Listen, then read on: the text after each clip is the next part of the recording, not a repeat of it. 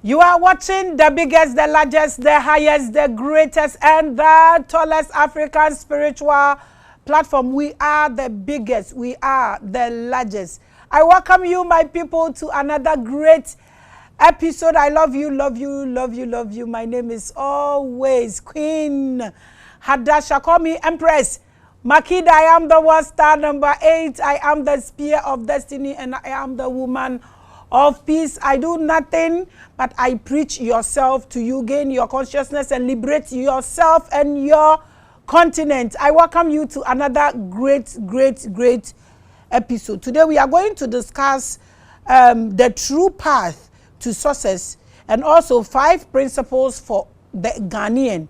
Where Ghana bumpe na me energies na I charged up. I welcome you. Let's welcome our father or our brother on set. Papa, we welcome you to Revelations. Thank you very much. Great. We appreciate you. Today is your first time, so please say a word to my people. Appreciate them for making this platform the biggest and introduce yourself to us before we get into your topic. Okay, so thank you very much. And thank you for inviting me to your prestigious television show.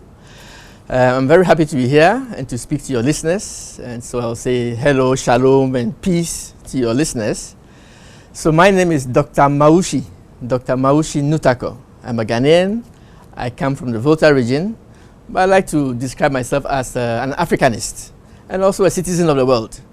So I work at the University of Ghana, where I lecture in linguistics, French, social linguistics, things like that, having to do with language, society, and how we can manage our lives for development and success, things like that. So that's all I can say about myself, and I'm happy to be here. Okay, we welcome you. We are happy to see you too. Tell us, do you believe in anything? Since you said you are an Africanist, right? When you say that, people have a lot to attribute to that kind of word. So tell us, do you believe in anything? Do you belong to any fraternity? When they say Africanist, is there any spirituality attached to it? Okay, I'm referring to as an Africanist. I'm trying to say that I'm an African and I believe in the values of Africa, right? In the cultures of Africa, in the languages of Africa. I'm a member of the Baha'i faith. I think you recently had a member of the Baha'i faith, who is Dr. Osei, Professor Osei. But I also believe in other faiths, including Christianity and Islam. Today, when I'm talking, I'll make reference to all these religions. And I also believe in the African traditional religions, which I believe are part of God's educational process of elevating humanity. So all that fits into my identity as an African and my identity as a citizen of the world. So what is African values? African values, they are many and they are wonderful. We don't learn so much about them in our own schools and things like that, which is very sad. And actually, to try and rediscover even my history, I wrote a book when I was back in France, which I entitled Sankofa. So in that book, I tried to retrace the history of Africa, going back to the 8th century, the kingdoms of the Sahel, where you have Kankou Musa, and all those people. And I read, things about African traditional religion, about the fact that, for example, we believe that reality is made of spirit and matter. So reality is made of 2 things, spirit and matter, and they are kind of inseparable. I've read a lot about Ashanti cosmogony, where we talk about the human personality, which is made up of 5 entities, for example, right? So all these things, and then of course our cultural values, our normal values of hospitality, solidarity, communalism, living together, sharing, family, these values which we've held on to despite all the tricks and the funny things that history has thrown at us, we've held on to these values, and that is what has maybe made us survive the difficulties of the past. And what could be the difficulties of the past? Oh, the difficulties of the past, they go back. I mean, humanity, life, history, colonialism, slavery, all these things are some of the difficulties of the past through which Africans have gone. And then today, we have our difficulties. They say we are poor, they say we are ignorant, they say we are superstitious, and all kinds of things are thrown at us. And we ourselves don't really believe in our own identity, in our own culture, in our own knowledge systems, etc. That's a form of oppression, which I think We should help the youth to overcome. They should understand that they are also valued creatures of God, whom God created as noble. And from that point of view, we should help them to discover who they are and achieve the purpose for which they were created.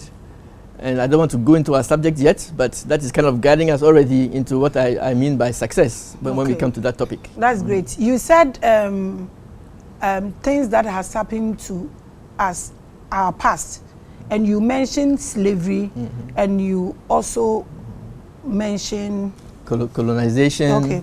Okay. So you are saying these things, colonization and slavery is happened in our past.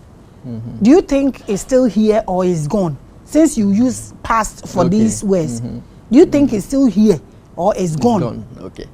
So historically, we can talk of colonization and slavery as specific events that took place, that are dated. But of course, true slavery is mental and spiritual. So I will not say that today it is gone. I will say that today we are still enslaved in many ways to several things, right? Even if it's just ignorance, right? Lack of education, lack of knowledge. In the Holy Bible, it says, for lack of knowledge, my people perish. So if today Africans say, oh, we are poor, we can't do this, we can't do that, it is a form of oppression, it is a form of slavery. Who is causing it is, of course, another big question. Is it our fault? Is it a fault of so-called Western countries? Is it a fault of God, or is it the purpose of God? Some people say Africans are condemned or cursed by God. But those are other questions which maybe another time, another place can be delved into. Okay. So do you think it's our fault? I think to a large extent, we have a role to play, right? We have a role to play as Africans, our leaders, our educators, and then we ourselves as a people, our mentality, our outlook on life, our aspirations are sometimes not geared in the right direction. So I would say that it's partly our fault, but it's also partly a question of historical dynamics. If, for example, a child is born today, if he's born into a village, and that village there's no hospital, there's no school, and maybe the environment is so negative, I cannot really blame that child for how he'll grow up, right? So, but then at a certain point in time, he should also be able to make the best of what he has. Sometimes Africans, we say, oh, we are poor. But you know, in the Bible, for example, and I make a lot of reference to the Bible, right? There's a father who's about to travel, and he calls his children, and he gives them talents. Some people say it's money, some people say it's qualities, etc. And there's one of them to whom he gives just 2 talents, and gives the others 5, and gives the other one 3, I think. So when the father comes back, this one who got 2 talents, he says, oh, you are a wicked man. You gave me only 2. So I put it in the ground, and today I can give it back to you. I didn't do anything with it. Sometimes I think we Africans are a bit like that last child. We refuse to take what God has given us, however small we think it is, right? And then we blame God for our suffering. We blame God for all our problems. But if God has given you 2, why don't you use that 2, even if you make it to become 3 or 4? Maybe God may even bless you more than the person who got 5 and who made it maybe just 6 or 7, right? So a lot of the problems are with we ourselves, the way we think, our mentality, our aspirations, and our misplaced values. Can you tell us 3 of African mentality that you think it should not even come to play? Like you are not even supposed to see this kind of mentality. It will not take us anywhere. It is really killing us. 3 of them. 3 of them. One of them, I think, is this idea of lack of self-value and self-worth. Say I'm black, so you feel that you are not worthy, you are not good enough, right? Another thing is our mentality of dependence. We are relying on somebody to come from somewhere and come and do things for us, right? Instead of rising up and then using our own energy to accomplish something, whatever it is, accomplish something, do something. Somebody says, do something before you die, right? And then the third one I would say is that we lack this idea of effort. I think especially today, the youth have this mentality of maybe get rich quick without any much effort. And that, I think, is also a big problem we have. And I think education, we need a lot of education. Like I said earlier on, knowledge is really the key to success. What kind of education are you talking about, please? We need two kinds of education. Go ahead. Scientific education, intellectual, and then spiritual education, moral education. I think it's not enough to go to school and learn mathematics and science, be very clever, if you do not have as a complement the capacity to love your neighbor, the capacity to be truthful and honest and trustworthy. On the other hand, it's not also very good to be maybe honest, but you don't have any knowledge or skills which go with it. So I think those two elements of education, moral, spiritual education, plus scientific and intellectual education, are like two wings that will make the bird fly. So do we have all these two wings in our educational system? We have, in our educational system, we have the intellectual education, scientific education, which is not even very good. It's not very much adapted to our environment, to our needs, and to our African aspirations. On the other hand, from the religious point of view, we also have forms of religion which I would say were quite adulterated before they were actually introduced into Africa. In addition, these forms of education come in contradiction to our own natural, spiritual, and cultural values. So it creates a confusion in our minds, right? Telling me that, okay, maybe you are worshipping, you are superstitious, you are worshipping Satan, or you are worshipping the devil, and therefore you should go to church, and this and that. It creates chaos in the mind of people.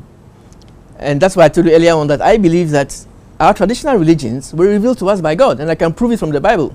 You know, that these traditional religions came from God, and they are part and parcel of God's educational system, which He has had for all humanity in all parts of the world. Okay, everybody in Ghana, they're learned, they're small, they're big. Everybody is talking about these two things you just mentioned, our educational system and then religious bodies. Everybody is talking about it. Everybody know this is causing us as black people. But it seems nothing is being done about it. We are just talking about it, no action, nothing. Let's assume this country is being given to you today. What will be your 4 structures, 2 for religion and 2 for educational system? Since you are in the university lecturing people, that's why I'm throwing this at you. So from an educational point of view, I would say that we should restructure our educational, the content. It is filled with too much content. There's too much knowledge, too much facts and figures, right? And then, secondly, we should make it more adapted, more relevant to who we are and where we are. You know, for example, if you go to a school and you tell the child, let's say, for example, you say A for aeroplane or A for apple. A for aeroplane, A for apple, it doesn't mean much to the child. The aeroplane, maybe where he is in his village, he has never seen an aeroplane. You know, and then sometimes later on we are surprised that our children want to fly. It's because when we were children, we use these examples for them. So when he grows up, he wants to go and see what the aeroplane is. And so there's this what we call brain drain, right? So the content should be there's too much theory. We should make it more practical. For example, a child in a village, you should take him into his father's farm and tell him that this is your father's farm. He's planting cassava. Why is it that last year the cassava was plenty and this year it is less? And use some science to explain to him that maybe the fertility of the soil is going down.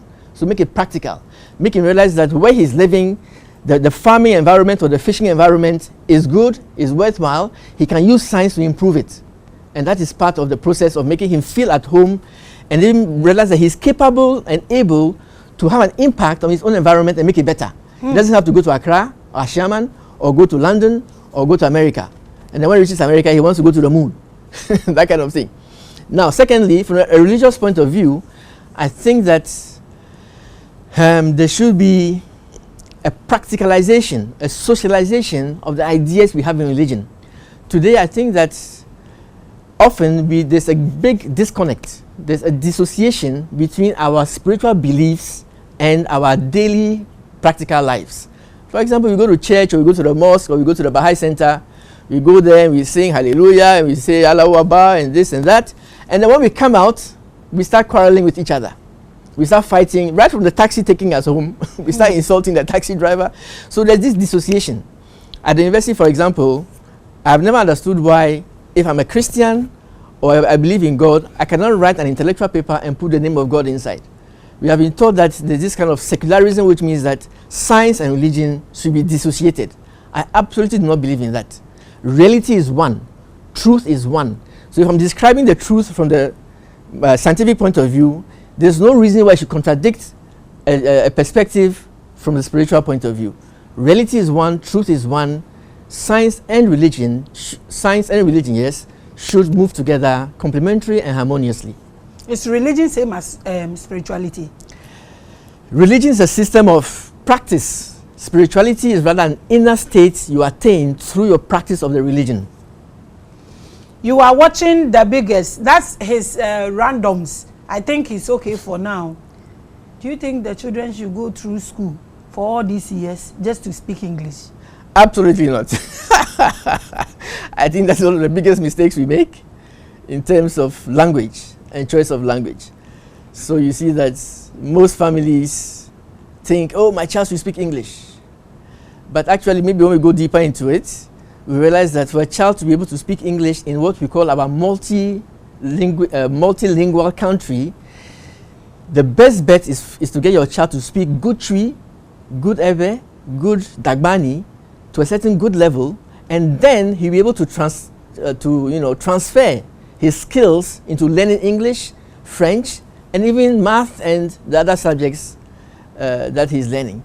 But if from a young age we develop what we call hybrid children, they can neither speak their home language well nor the English well, then at the end of the day we shouldn't be surprised that they drop out of P6 or they drop out of school at the JHS level.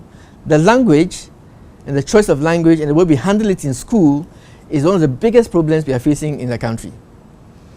The child should ground him or herself in his origin before progressing to another. Don't speak vernacular. No matter how clever you are, and English speaking is difficult for you, you are not anybody. The other day I was asking a question. I have been honest with you that my English is just 4. I am asking a question. The person who is speaking good English understood my question and answered me. And you are complaining about my English. Am I Obroni? I'm a Ghanaian. What is your problem for me having only 4 English? Am I not good here? Be honest. You are watching The Biggest and the Largest. So, Papa, we welcome you once again to our biggest platform. Your topic is huge, so I'm not going to ask you plenty of questions. We are discussing the truth path to success. That is 1. And 5 principles for the Ghanaian. That's what we are discussing. Papa, who is a Ghanaian? That's a good question. A Ghanaian is, let's say, somebody who identifies as a Ghanaian, who was born maybe in Ghana here, or whose parents were born in Ghana, or whose grandparents were born in Ghana, and then who hopefully speaks some Ghanaian languages and also has some cultural attachment to something Ghanaian, etc. Yes. I will ask one question from here, then we'll continue. Okay. Recently, a young lady had issue on social media, and that lady had her child in America and had issues in America, police issue. And then I heard they are taking the child who was born in America, who was born in America to her in America while he or she, while the lady is in custody. So I was telling somebody that whoever is advising this lady is not helping her. This lady's child will go, and when she is not that lucky and they put her behind bars, she will lose that child too, because the government will take the child. That passport they give to people, when people get pregnant, they are about to deliver, they want to go and deliver out there for their children to have passports, become British, American, and all that. I keep telling them, you are giving the child away. The passport is the license that tells the government or the whatever there to come and take your child away one day. You said every Ghanaian that is born with Ghanaian parents is a Ghanaian. So those who are born out there, with British passport. Maybe I'm here, but before I want to deliver, I want to America, just so that the child will get a passport or become a American or a British. Are they also Ghanaians? Well, so then we have to distinguish between this passport issue, which is really just a nationality or political identity kind of thing, right? So, for example, I am Ghanaian, but I have a French passport because I got married to a French lady, right? So if I'm going to France, I don't need a visa and things like that. And then if I go to France, maybe I can vote. I can participate in their political processes. I can maybe go to hospital and things like that, all right? So that's just a political and social kind of aspect. But when I'm talking about being Ghanaian, I'm also talking about the cultural, the identity, how you are socialized, the languages you speak, your affinity, and your understanding, your relationship with the cultural aspect of being a Ghanaian. It's not necessarily being born in Ghana or being born in America, but that question of identity. And it has a lot to do with language, and then the affinity you have for the country as it is. Now, for example, there are people here in Ghana, they will say they are Ghanaians, but maybe they are plotting to overthrow the government, or they are plotting to do something very bad against Ghana, right?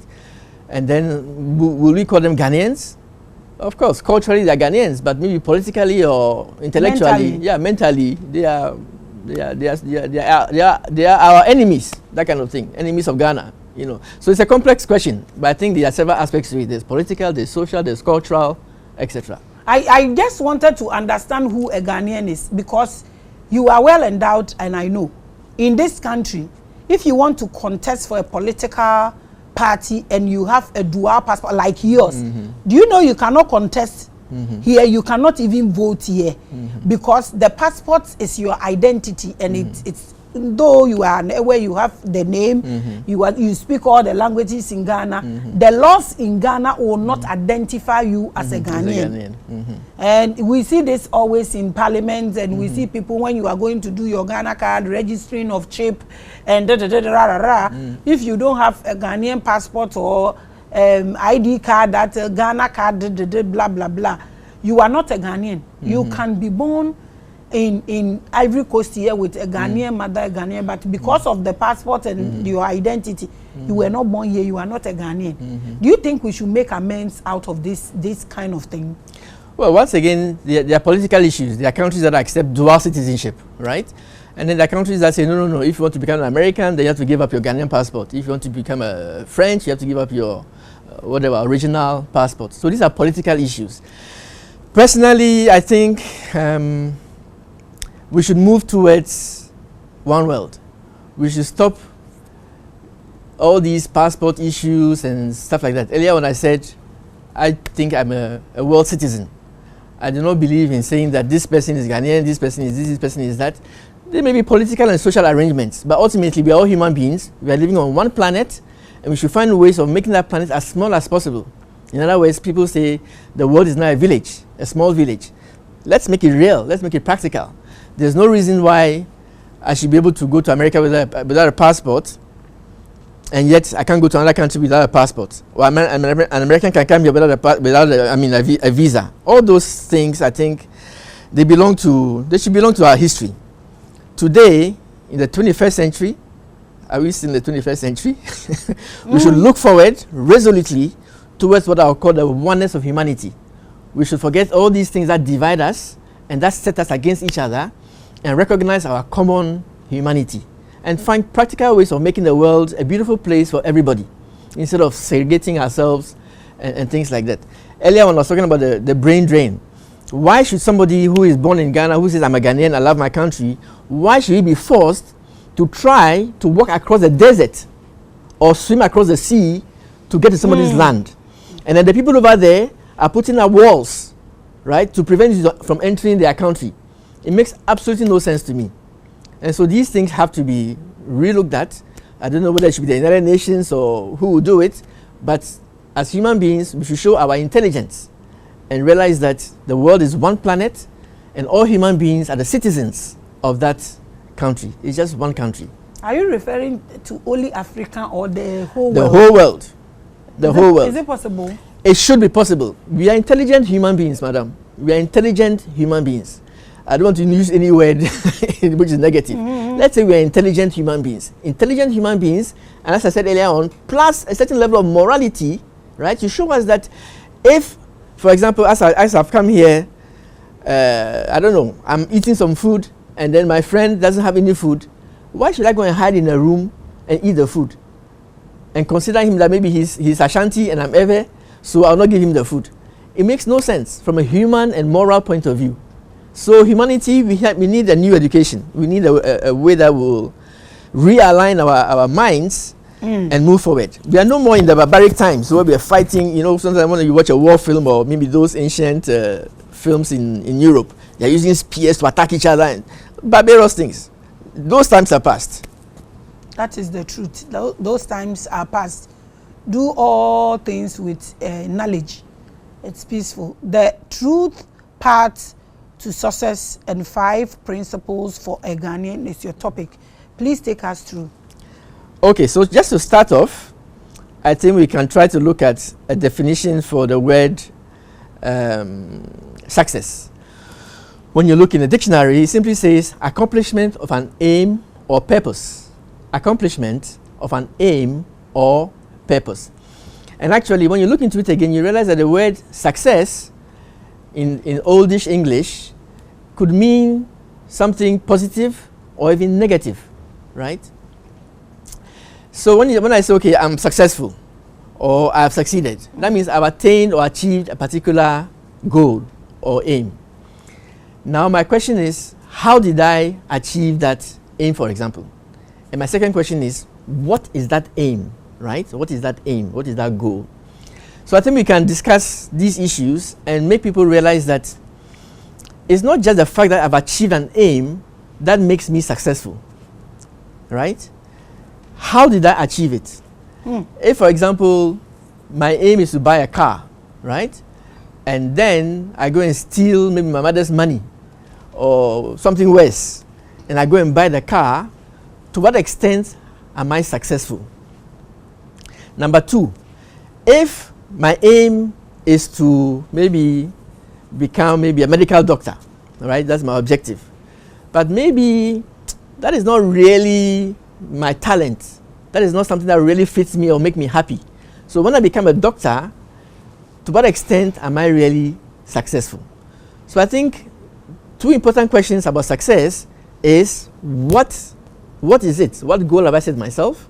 And then how do I achieve that goal? And then maybe also, once I've achieved that goal, is that all there is to it? Maybe what do I gain from it? What do I use it for? And then those are some approaches to looking at this notion of success. Okay. The truth part to success and 5 principles for the Ghanaian. We want you to take us through all these topics. Okay. So I'm writing a book, right? This is the content of a book I'm actually now writing. And I would like to take Ghanaians, especially the youth, right, through a certain number of principles and ideas. I have about 9 of them, but today I'll share 5 of them with you. Okay. And then those who buy the book will have access to all the 9 of them. I'm just joking though. Oh, that's fine. Yeah. So we shall look at several of these topics. Today, you often hear the youth saying, hey, Maya Wild, Maya Wild. And so everybody thinks that, okay, success means that by hook or by crook. Yeah, wild, Ansana. By hook or by crook, I have to achieve a certain particular goal. So some of the topics we'll look at are, for example, discovering your purpose. If my purpose is wrong, then to what extent am I successful? So we'll delve into that. Another thing has to do with developing our talents and our capacities. So for example, maybe you're not serious in school and you drop out of school. To what extent now can you really be successful in your life? Service. Service, I think, is a very important component of our efforts for success. If you cannot serve in truthfulness and in honesty, then it means that you cannot achieve any level of success that is worthwhile. That corresponds to your nobility, to your noble character. It will be maybe by crooked means, by the wrong means, that you attain that kind of success you're talking about. And I think true success comes when we are united with people around us. Before we came up into the studio, I was talking to one of your assistants, and we said some people can maybe earn a lot of money And actually, I'm not even saying that there's anything wrong with money. But the point is that, how did you earn the money? And along the way, how many people's feet did you step on? And maybe one day, those people will turn against you, maybe when you don't have the money again. Or maybe they will come and steal the money from you. So really, maybe being at one, being at par, being in unity with people is a better indicator of success than just accumulating maybe material things and putting barbed wires around your house to keep other people from it. And then maybe the last one is effort and perseverance. I think I mentioned a little bit a while ago that the youth don't want to make any effort. They think the quickest, the shortest way to achieve some purpose is what is important. But you must make effort, you must persevere, you must be determined.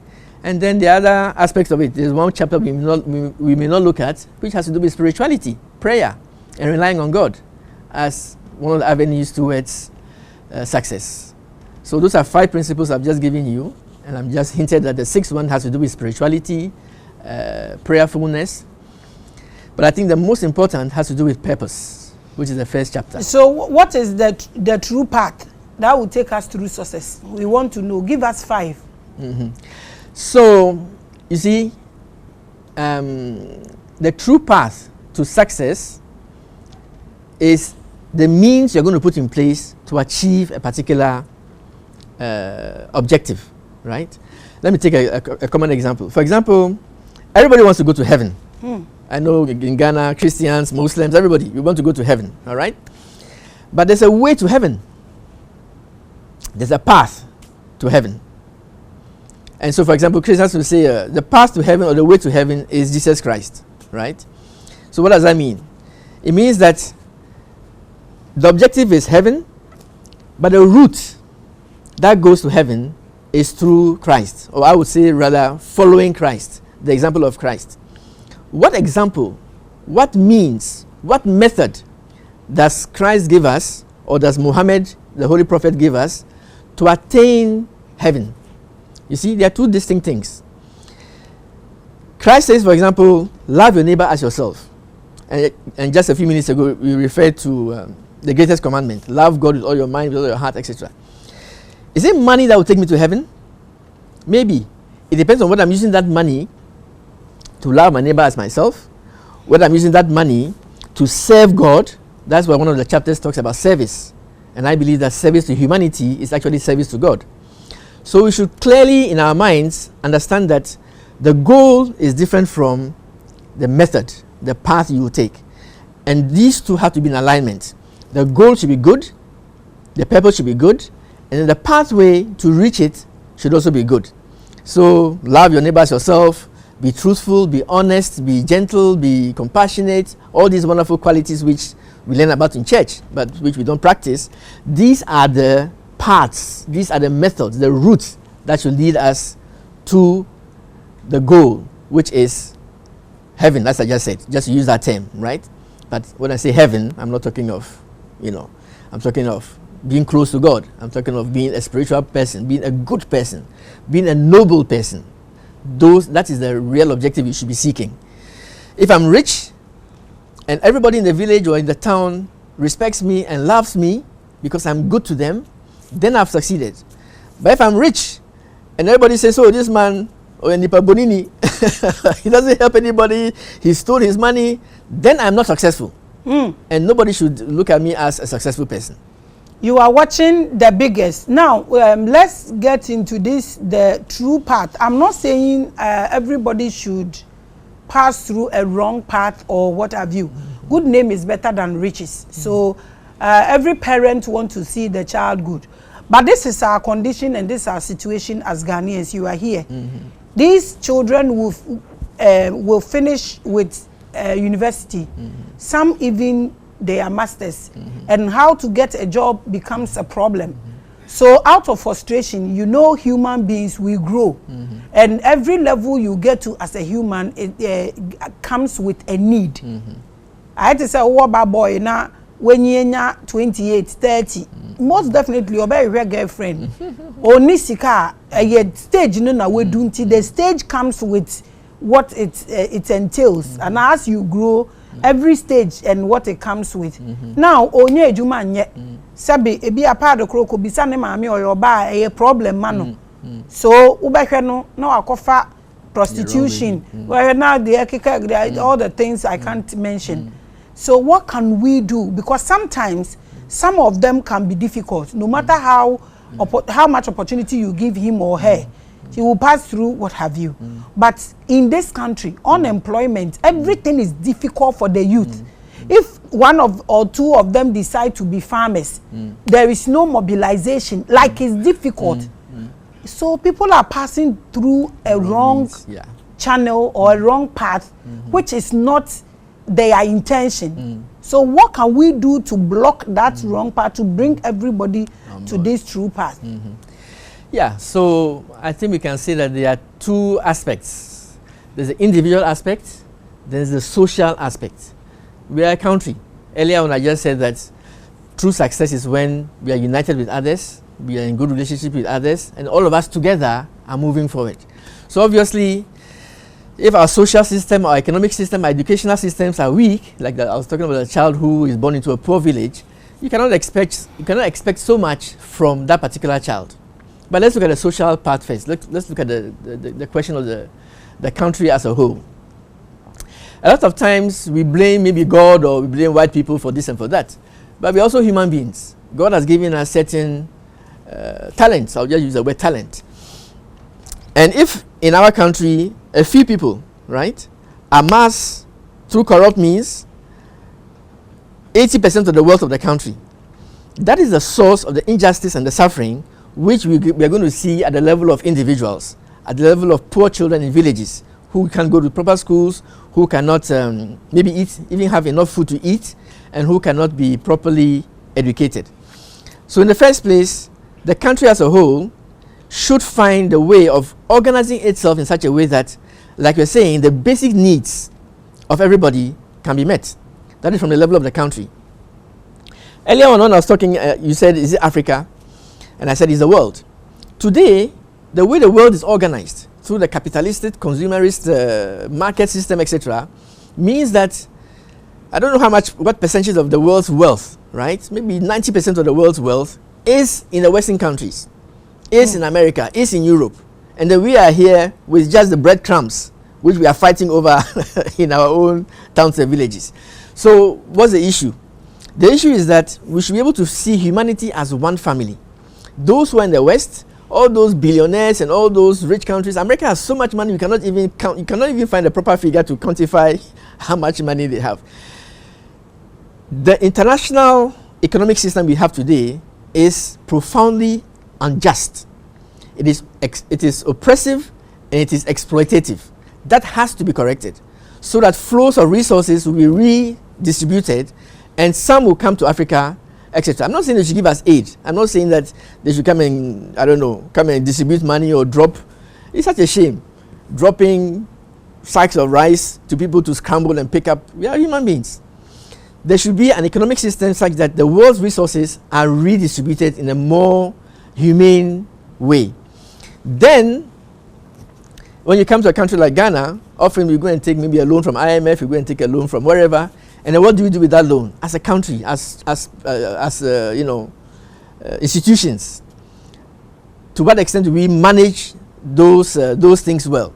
That is the responsibility of our leaders. That is the responsibility of our parents, our people working in schools, teachers, everybody. We have to organize the country and make sure that our systems are working in different domains. So that said, right, we should make the systems work. The institutions should work, the systems and the structure should work. That is our collective responsibility to do. Now, from the individual point of view, the individual must have, I would say, let's say moderate aspirations, right? All of us cannot have, as it is, a Mercedes-Benz. All of us cannot have a big house. So we should teach our children to be moderate, to be simple. I'm a very simple person. I can have maybe, I don't know how many cars, but I came here in Uber. Maybe if I go to the Uber, I took a trotro, something like that. Tomorrow I may be on an aeroplane going to Europe. And then tomorrow you find me in some village doing something. You should be just simple and go about your business, instead of everybody thinking that we can all become rich people tomorrow, that kind of thing. Those aspirations are wrong. So, a child or a person who, you finish school, and let's assume that you were serious with your studies. You see, a lot of the youth, you're not serious with the studies. You may be clever, but you fool around and you play around, and then you fail your exams, and then at some point in time you say, oh, I'm not finding a job, oh, so. That's one thing. Everybody should be serious, make effort and persevere, like I'll be saying later on. But let's assume that you have finished the school and you're not finding a job, right?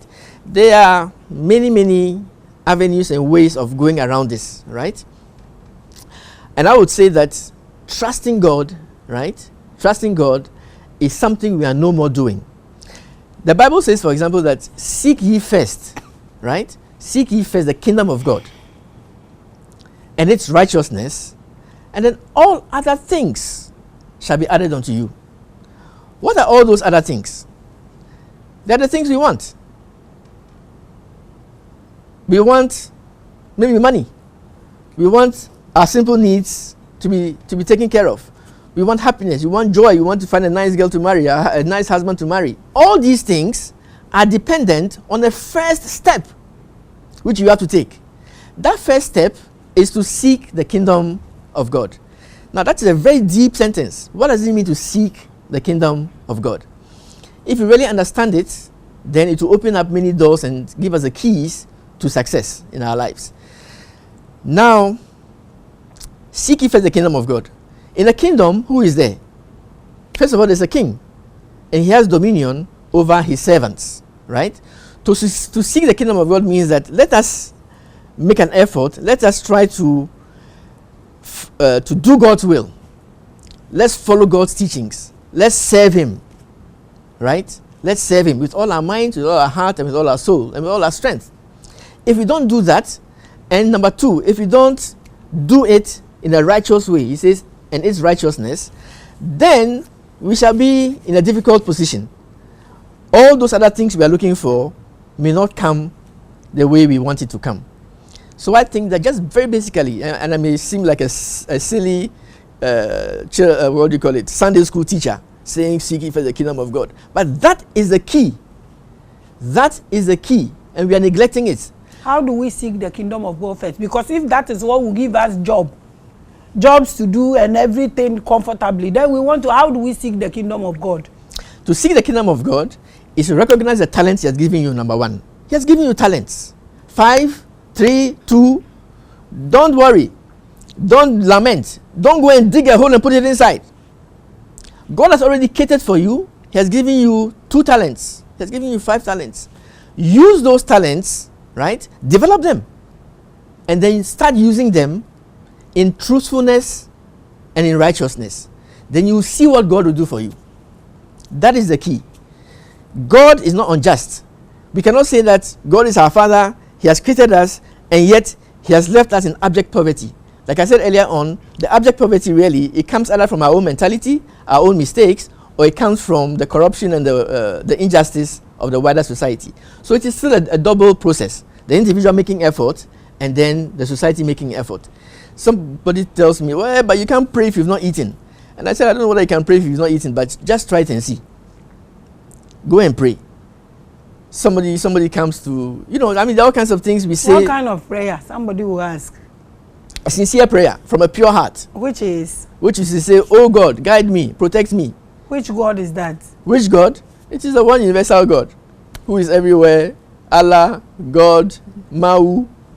The same God. They're the same God. You said something that really got to me. The Western world and we Africans, who has money? Who is rich? That's a very interesting question. Who has money and who is rich? Richer? Yeah. Who has money? Obviously, when we talk of just money, cash, it is the Western world. Who is rich? It is the African world. Because you will realize that a lot of the wealth or the money in the West comes from underground here in Africa. Now, if you ask me what is poverty, I'll tell you that poverty is not a lack of money. Are you pointing to your head? You are watching the biggest Asemo. Poverty is in our mind. It is the lack of knowledge, the ignorance, the lack of proper perspectives, understanding. That is what is worrying us. We are sitting here on gold and oil and timber and this and that, and we are saying we are poor. You see, even if we go before God and say, oh God, you gave me only 2. You said, what do you mean by I gave you only 2? You Africans, I gave you only 2? 2 be a 2. 2 be soon. 2 be soon.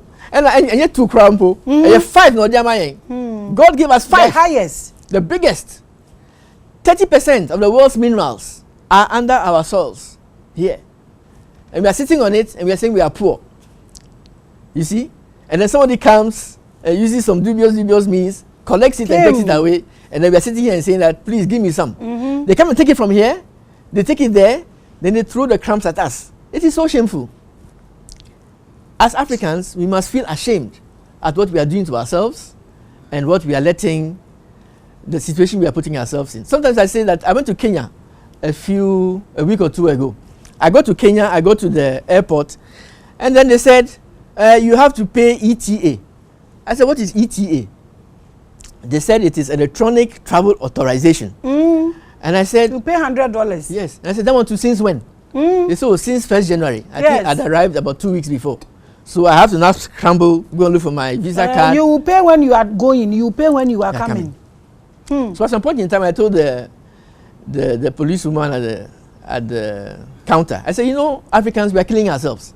Somebody came with a ruler and drew some lines on the floor here. Drew the borders for you. Drew the borders for you. And we ourselves, we are cementing those borders. We are adding cement to those borders. Such that nowadays, we can't even leave our own countries in peace. Somebody has put you in a coffin, then you yourself, you close it and nail it so that you stay in the coffin. To remain there. What kind of life is that? Break forth from oppressors, not from your great neighbor. Exactly. But that's what we have done. So our money, is there going to be a time that we will be rich and that we won't be eating crumbs? It's serious. So it's very serious. A king the youth eating crumbs. Exactly. And a slave. And there are a lot of wonderful stories in the Bible, right? That show how maybe Joseph, for example, we feel it's not about us. Yeah, exactly. That we feel it's not about us. The prodigal son. Yeah. It's not about us. So it's some people somewhere. That is what has happened to African brain. It's all speaking to us. It's all speaking to us. And the youth must learn these stories. The youth must stop saying, "I am wild." There's nothing about being wild. We are not animals. We are human beings. We should be educated and spiritual. I can see my wild how. But be a wild. Papa. Sometimes you're just looking for something extra. When he gets that money, what will he use it for? He's going to buy a telephone. Car is the biggest problem. And they're running around in town, right? Wearing all kinds of funny things on their faces. They wear funny things on their faces. Well, I don't know, but you know, those glasses and things. You know. You are watching the biggest. Oh. It's serious. Our youth need to sit down, calm down, study, think, reflect. They should come together and work together. I have a WhatsApp group with some of my students, former students. There are almost 500 students on that WhatsApp group. And I just make an effort to consistently dialogue with them, tell them, guys, think about the issues of the country. Think about you guys who are educated youth. What can you do to lift us up out of this marasmic situation in which we are? You are the educated ones. Now they are all going, you know. They are all going. Go to airport. Somebody said Ethiopia. People are going to Ethiopia. Yeah. How can you leave Ghana and go to Ethiopia? I'm not saying it's not a place, but everybody is going. Landing. Like, I sometimes get scared. Somebody said the airport is now the gate of no return. Everybody is going through that gate, and nobody is thinking of coming back. Sometimes I get scared that maybe there is this plan or this plot to get all of us out of the land, because at the end of the day, it's not you. They can get you easily, but the land is what they are looking for. Well, whatever. Maybe there's a plot, but we are also part of the plot. We decided to be temperate, to have narrow minding. You are watching the biggest. Sometimes it's frustrating. Yeah. Since you are here, just yesterday or Monday, a bill was passed in Parliament about homosexualism and lesbianism and gayism. That's what they say. That if you Like if they suspect you or something, 3 years, if 5 years, 5 years.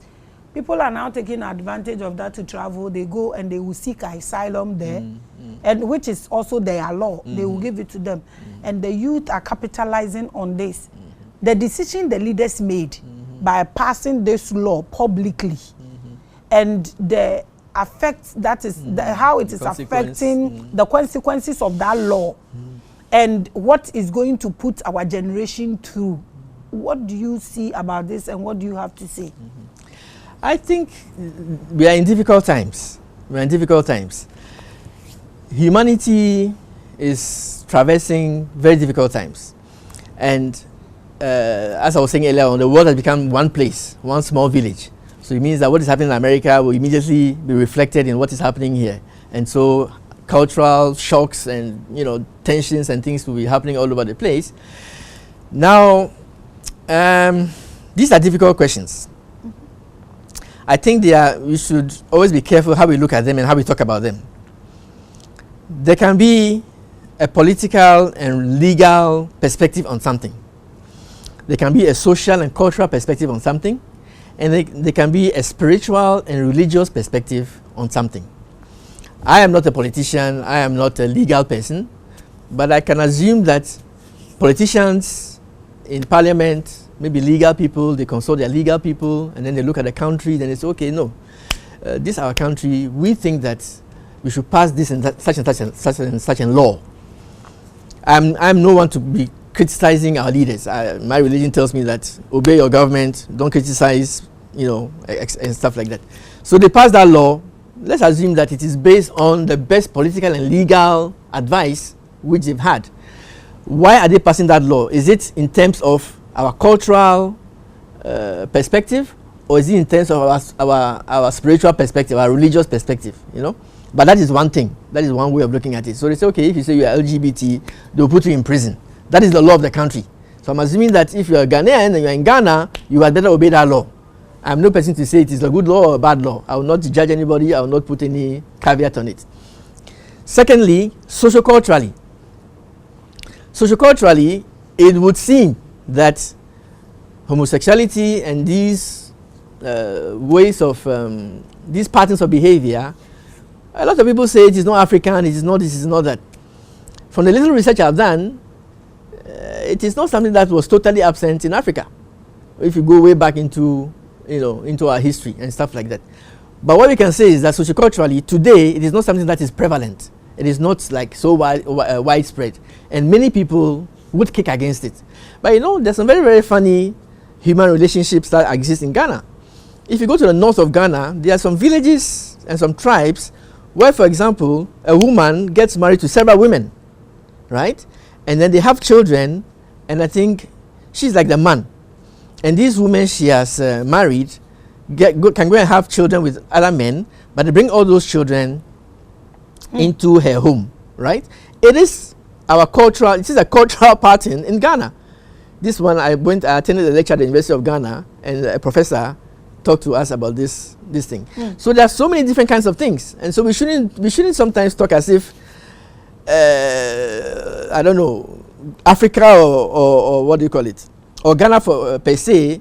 We are like Jesus Christ, or we are like, I don't know, whatever. There are funny things going on all over the place, and we should be careful. We should look at things scientifically and try to ascertain what is the truth of what matter. So socioculturally, maybe I'm not an authority in all those areas, so I won't say that. I can just say that you cannot say that maybe homosexuality never existed in Africa. I can only say that it's not prevalent. It's not there so much as it is in certain countries. What do you do in your room until people see it? They don't know what's going on. What's going on? All right. Now, the third perspective, I talked about the political and legal perspective. I talked about the social cultural perspective. And I think the third perspective is the religious perspective. God's opinion. We say we are a religious country. We have Muslims here. We have Christians here. We have a few Baha'is. We have traditional religion people. What is the religious perspective of all these people on these practices, right? So obviously, if you look in the Bible, they talk about Sodom and Gomorrah. They talk about get married to one man gets married to one woman, things like that. In the Quran, it says don't marry more than 4 wives. So you can see that from a religious perspective, homosexuality and those other forms of relationships seem to be condemned. Maybe somebody can interpret and tell you, no, that is not condemned. But I think in Ghana, most people will say that their Christian belief, their Muslim belief, their Baha'i belief says that the normal and right way of, let's say, having sex is between a woman and a man. And in addition, they should be married and things like that. So those are 3 perspectives. Where do you place yourself? I will place myself at a religious perspective. And I'll say that I don't believe that homosexuality, LGBT, all those things are rightful ways of expressing carnal relationships from the point of view of God. I'm not the one saying it. It's God who is saying it according to my belief. So should we say those who are practicing this are the atheists? Because if we should say that this is what the religion say, the law say, those who are practicing it, where are they coming from? Because it appeared in the Bible.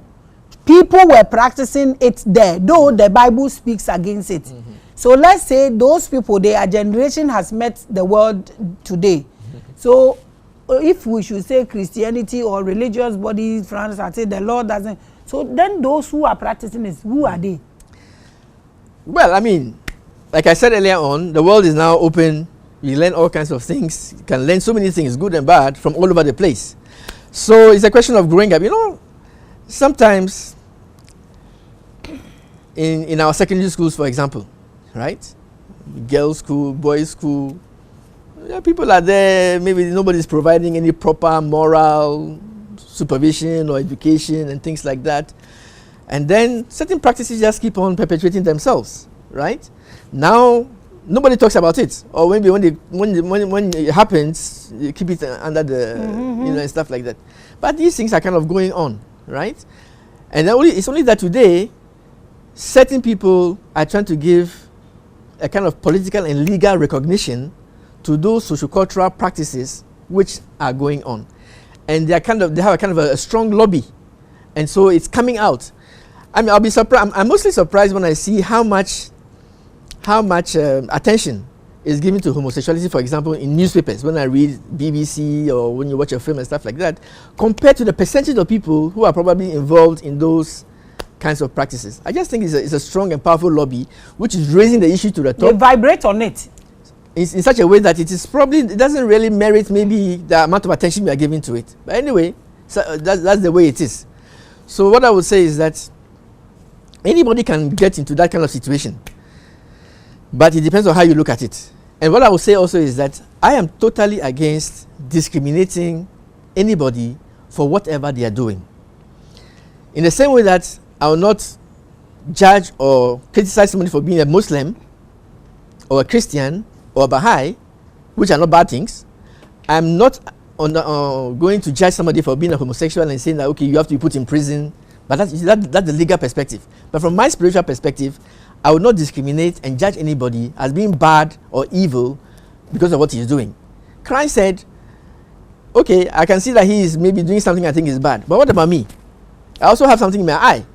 So as human beings, as normal individuals, we should not get into this habit of discriminating, beating up people. Some will say they are albinos, so we are beating them up. Some old ladies say they are witches, so we are beating them up. Discrimination, oppression, and exploitation are not things that should be done to anybody. If the country says, the law says so and so, then we have to follow the law. If the policeman comes and catch you, I don't know how you know that you are homosexual or not, he will carry you and take you to the prison because the law says so and so. If Ghanaians don't want that law, maybe Ghanaians should all go in front of parliament and tell them that no, actually we want homosexuals to be with us in peace and harmony. There's no problem. But if the country says no, then it's no. And on the other hand, for example, also, I do not agree that maybe Western countries should come and put undue pressure on us to follow and toe their line when we are autonomous and sovereign countries. If our country says that socioculturally, religiously, and legally we do not want it, we do not want it. If America says they want it, they want it. I will not condemn them. I will not go and say anything against them. That is the way I look at these things. Okay, you are watching The Biggest and the Largest. Our time is almost gone. So your topic was the truth path to success and 5 principles for a Ghanaian. Now our time is due. We are closing. So this topic you have explained and we appreciate it. So now I want you to give your last words or your advice, and I want you to take it from the social media part. How the social media is also influencing the youth, whether good or bad, on this topic that you brought on table. Yeah. So you realize that social media indeed, and media in general, newspapers, films we are watching, music we are listening to, our big musicians in Ghana, they are the ones on the television, they are the ones on social media, they are the ones setting the trend. They are the ones setting the standard, the way we dress, the way we behave, the way the youth are thinking and aspiring, all come from these, what would I call them? These leaders of thought who set the standard. And therefore, I will appeal to these people to take a second look at the trends and the standards we are setting in the country through the music, through the films, through the media, through social media, etc. The youth, I think, should calm down. They should relax. Life is not about chasing material things. Life is not about, of course, you're talking about needs. Needs are okay, but how do you meet your needs? If you're in a village, you can find a plot of land and do some work. It's hard work, yes, but there's nothing wrong with hard work, right? If you go to a shaman and go and carry boxes in Tema or carry cement on the construction site, is that easy work? Is that dignified work? Is that humane work? Is the environment good for you? Why don't you go back to the village and find something simple, a bit difficult, but doable? So that you should calm down, and this my world should stop. Let us look for proper values, social cultural values. Africans have so many beautiful social cultural values. Let us go back to those social cultural values. Muslims and Christians, let us be true Muslims and true Christians. And I'll say Baha'is, let us be true Baha'is. Let us follow the teachings of these messengers of God, because the purpose of God for us is for us to be noble beings. We are the children of a king, and therefore our lifestyles, our aspirations, our ways of doing things should be beautiful. In the Baha'i faith, just to quote, it says, "Noble have I created thee. Why dost thou abase thyself to poverty?" The poverty, we ourselves bring ourselves down to poverty. God created us noble. He gave us 2, 3, 5. Use it, be intelligent, be moral, make effort, persevere, pray. Pray and pray. The country will become better for all of us in not too long a time. Thank you so much. We appreciate you. Is there any number if anybody wants to ask you questions? We have people who are there who needs people to advise them and all. Is there any number? So in case any youth want to get in touch with you to, Papa, how do I handle this? Is there any number or social media? So what I'll do is that I'll give an MTN number, and anybody who wants to connect with me can just send something like maybe join, or no, they should say Jerome, right? Jerome join, or just Jerome. Then I know that they are joining from having listened to this thing. And I'll put them on my WhatsApp page, which is a page for the youth to reflect and dialogue. I don't have all the answers. I don't know who they are, but as we interact and dialogue with each other, in that unity, we will learn from each other, right? So the number is 055 44 14589. 055 44 14589. So just send a text message or WhatsApp message and say Jerome TV. Jerome TV or Revelations. Okay, Revelations. Jerome TV, Revelations or Maame Grace. They can use any of these. And I'll put them so on you get a special attention. I just want my people to be okay. So when they get in touch and there are any job, any businesses you think you can help them with, please help them with. But my people are not supposed to subscribe to anything in terms of worship. Okay. Thank you so much for helping them on my behalf. I do appreciate. Thank you so much for watching The Biggest and the Largest. So those who don't have any work, who needs Papa to advise them, please kindly go, get in touch and ask all your questions. Like I have told him, you people are not supposed to subscribe. Unsubscribe beans. Thank you so much, Papa. We appreciate you. Thank you so much for watching Your Biggest and the Largest. I'm always your annoying host. Shalom.